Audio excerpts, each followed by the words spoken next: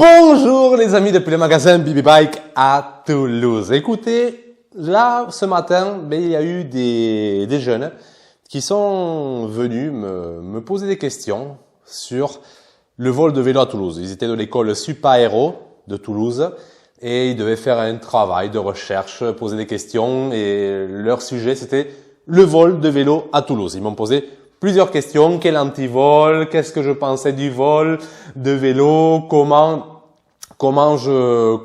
même résoudre ce problème si fréquent à Toulouse et dans les grandes villes et même partout.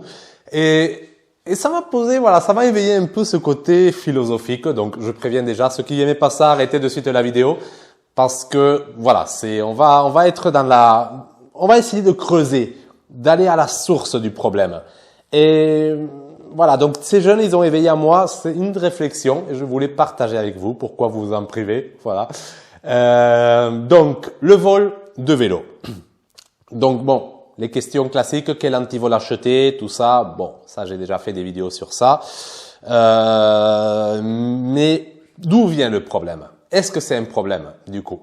Ils m'ont dit, qu'est-ce que je pense des vols de vélo?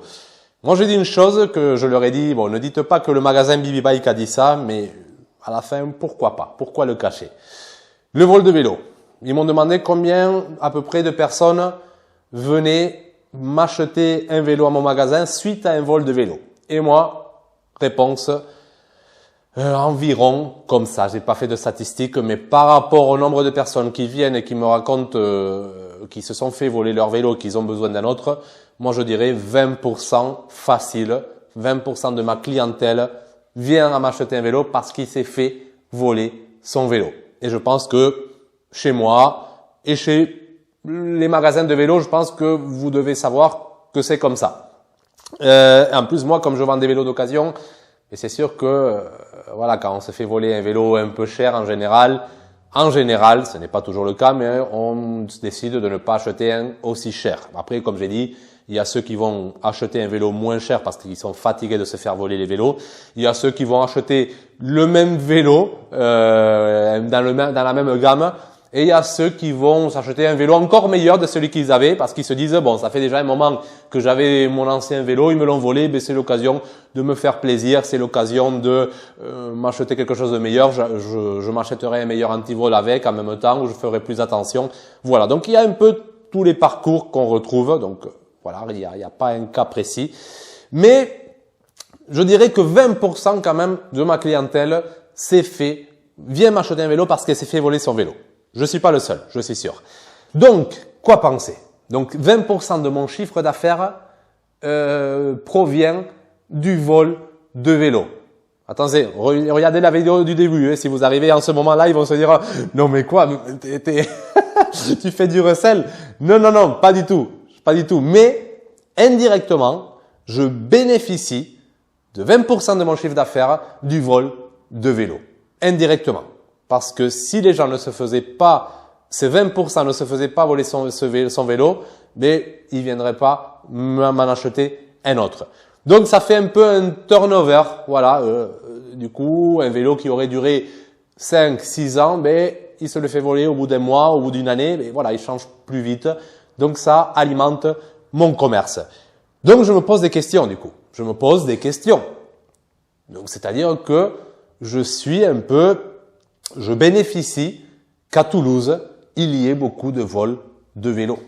Donc, quand on me montre un voleur de vélo, est-ce que je peux le haïr? Le mec, il est en train de me nourrir de 20% de mon chiffre d'affaires. Est-ce que je peux le haïr? Comment je vois le voleur? Et je peux pas, désolé les amis. C'est mon patron. Le voleur de vélo, c'est mon patron. Il me fournit un salaire. Il me fournit mon pain. Et là, oui, peut-être vous êtes en train de dire, non, il délire complètement ce mec. Non, mais posez-vous les questions. Posez-vous à ma place. Je sais pas quelle profession vous faites, mais un médecin, un réparateur, je sais pas, un médecin, on va simplifier la chose. Mais s'il n'y avait pas de maladie, il pourrait pas faire son travail. Et beaucoup de médecins adorent leur travail. Et si tu adores ton travail, c'est que tu adores qu'il y ait la maladie. Parce que s'il n'y avait pas la maladie, tu pourrais pas faire ton travail que tu adores tant. Donc, qu'est-ce que tu fais? Tu luttes la maladie, mais alors la maladie t'alimente. C'est un paradoxe. Je vends des antivols, mais les vols m'alimentent. Donc, c'est-à-dire que j'essaie en train de faire des choses qui soient inviolables, mais quand elles se font violer, ben, c'est bénéfique pour moi. Donc, qu'est-ce qui se passe, les amis? C'est quoi ce tête-à-queue? C'est quoi ce paradoxe? Il faut se poser des questions. Je pourrais dire, bon, je m'en fiche, moi je fais mon business et je cherche pas à comprendre. Oui, mais je peux pas. Voilà. En plus, il y a les jeunes qui viennent me poser ce genre de questions, mais ça travaille. Donc, qu'est-ce que je fais avec les voleurs? Et moi-même, j'ai subi des vols de vélo. On est rentré dans mon appartement, on m'a volé un vélo qu'il y avait dans mon appartement. Ma femme s'est fait voler son vélo place du Capitole. Moi aussi, dans un local vélo, je m'étais fait voler mon vélo aussi. Donc, qu'est-ce qui se passe? Je subis et en même temps, je reçois, je bénéficie. Je subis et je bénéficie. Donc, quel jugement porter à tout ça? Et c'est compliqué, les amis. C'est compliqué. Est-ce que je pense qu'on est encore une fois dans la question entre le bien et le mal. Qu'est-ce que le bien? Qu'est-ce que le mal? Qu'est-ce que le vol? Qu'est-ce que ne pas voler en quelque sorte? Où est la limite entre l'un et l'autre? Où est la limite entre un commerce honnête et un commerce malhonnête? Où est la limite, les amis? C'est ça la question. C'est ça. Et à la fin, la limite, elle est là où nous on la pose, où chacun de nous la pose. Par exemple, pour une personne, faire ci, c'est pas très grave. Pour une autre, scandale. Voilà. Et c'est ça toute la subtilité de ce problème. Donc, quand le voleur me bénéficie, ben, c'est bien, les gars, continuez à voler, moi je vends plus. Par contre, quand il vient chez moi me voler, oula, police, je t'attrape, je te défonce, mec, je te défonce. Voilà, donc il est ami et ennemi en même temps. Ami et ennemi en même temps. Voilà, c'est un peu la question. Donc, comment surmonter ça? Comment résoudre le vol de vélo? C'est une question qui ces jeunes m'ont demandé. Je leur ai dit, je me suis pas posé la question, mais là je me la suis posée. Je leur ai pas répondu à cet instant, mais bon, je leur ai donné de la matière à travailler. Philosophiquement parlant, je pense que leur exposé va être sympa. Mais comment résoudre le problème de vélo, de vol de vélo? Mais j'ai répondu un peu au début. Voilà, j'ai dit j'ai pas trop réfléchi à ça. On pourrait se dire typiquement, mais il faut résoudre la misère dans les quartiers, faut résoudre, consciencer les jeunes qu'il faut pas voler, tout ci. Les discours, ça fait des années qu'on les a. La situation, vous la connaissez, ça change pas grand-chose. Il y aura toujours des défavorisés, des pauvres. Il y aura toujours des gens qui auront envie de l'adrénaline du vol. Bref, il y aura toujours ça. C'est vieux comme le monde, le vol. Et donc, comment résoudre ça? Mais je pense que on ne voit que finalement, se sentir volé, c'est une perception dont nous maîtrisons le sentiment. C'est-à-dire, nous maîtrisons plus ou moins, ça se travaille, c'est comme la muscu. Imaginons, certains me connaissent que je me suis fait voler un vélo assez exceptionnel dans mon appartement. Ils le savent, ceux qui suivent ma chaîne et tout ça. J'avais le choix. C'était un vélo très très cher. Voilà, c'était une pièce de collection assez exceptionnelle. Donc, j'avais deux choix. Soit déprimer complètement, me rendre fou, essayer de faire tous les réseaux sociaux tout le temps, chose que j'ai peut-être fait un peu au début, mais j'avais, soit contacter tout le monde, ne pas arrêter, ne pas dormir, bref, me pourrir la vie. Soit j'avais le choix de me dire, ce n'était pas un vol, c'était un sacrifice, on pourrait dire, un don qui m'apportera autre chose, un don que je fais, voilà. Mais c'est arrivé, le voleur a choisi ma maison parmi tant d'autres, mais peut-être c'était l'opportunité de se remettre en question, de voir qu'est-ce que je peux tirer de positif de cette chose.